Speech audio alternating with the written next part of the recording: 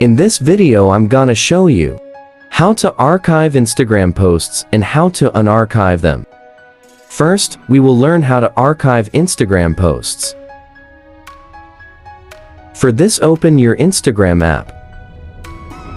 Then go to your profile by tap on the profile icon at the bottom right corner. From your profile you have to select the post that you want to archive. Then tap on the three dots at the upper side. Now tap on Archive.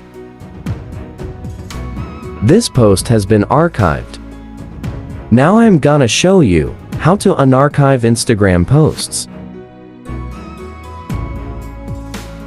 For that, tap on the three lines at the top right side.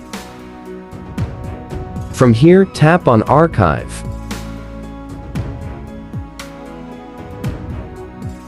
Then tap on this. From here, you have to select Posts Archive. After that, here, you will get all your archive posts. Select a post that you want to unarchive. Then tap on the three dots at the upper right side. Tap on Show on Profile. Wow! Now, this post will show in my Instagram profile again. Here you can see, the post is showing on my profile.